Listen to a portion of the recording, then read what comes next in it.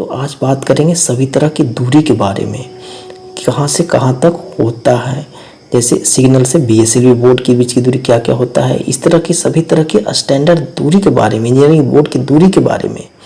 इससे पहले अगर आप मेरे चैनल को सब्सक्राइब नहीं किया तो सब्सक्राइब करके बेल बटन को दबा दीजिए ताकि मेरे वीडियो का नोटिफिकेशन मिलता रहे। 3 मीटर, यह स्टॉप इंडिकेटर से बैनर फ्लैग की बीच की दूरी। स्टॉप इंडिकेटर से बैनर फ्लैग को 3 मीटर की दूरी पर लगाया जाता है।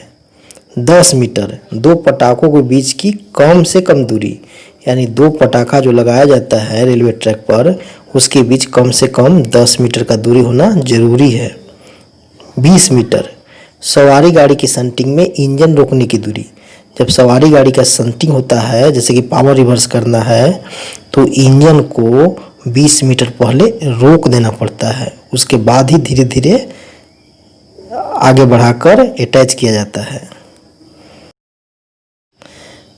27 मीटर, कार्यस्थल से बैनर फ्लैग की दूरी, यानी कार्यस्थल जहाँ पर काम होता है, जैसे कि मान लीजिए कि इंजीनियरिंग वाले अक्सर वर्क करते रहते हैं, तो वहाँ से बैनर फ्लैग को कम से कम 27 मीटर की दूरी पर ही लगाया जाएगा।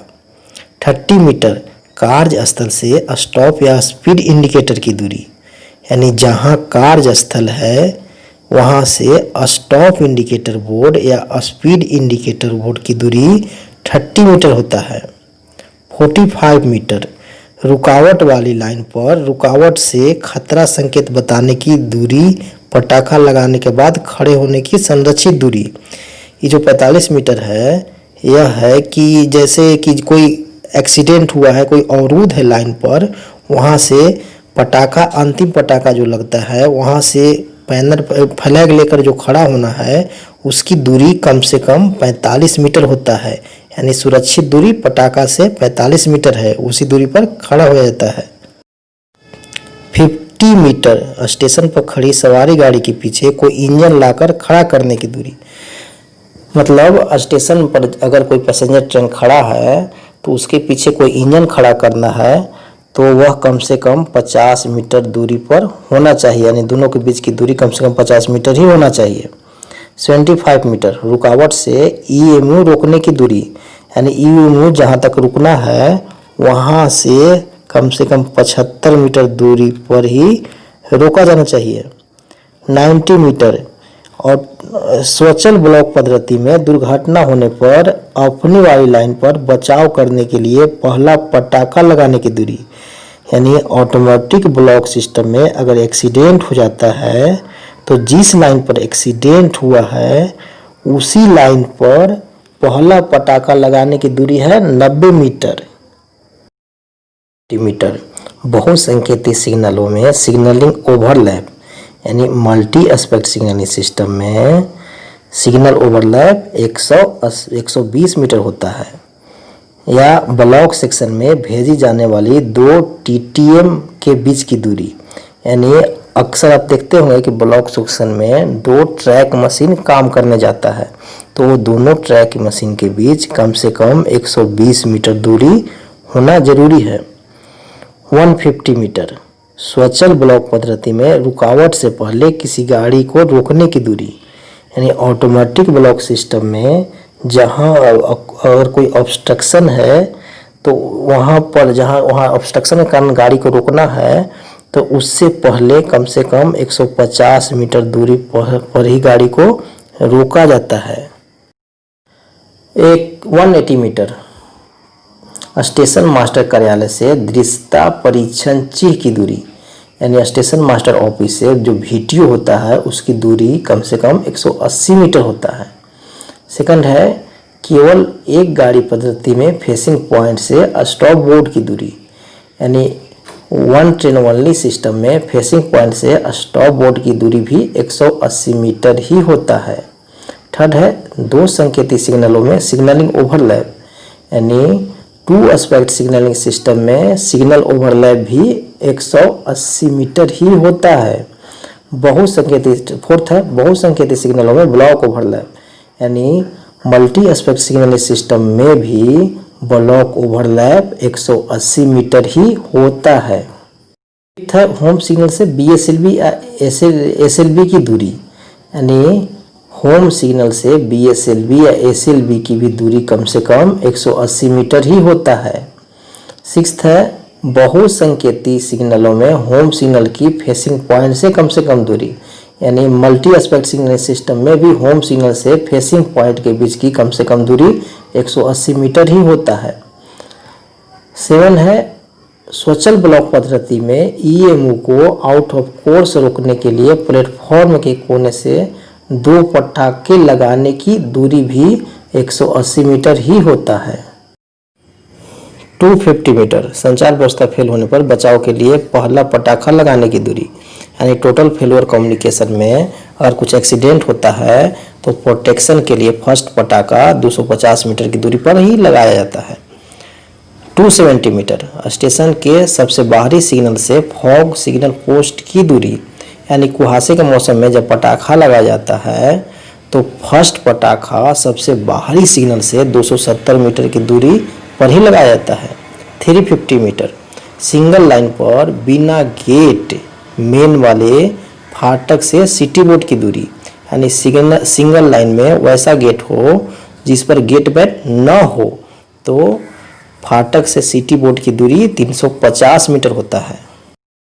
400 मीटर फर्स्ट है 2 संकेतित सिग्नलों में लाइन क्लियर देने की पर्याप्त दूरी, यानी 2 एस्पेक्ट सिग्नल सिस्टम में लाइन क्लियर देने के लिए जो एडिक्वेट डिस्टेंस रहता है, यानी जिसे बोलते हैं ब्लॉक ओवरलैप, वो होता है 400 मीटर।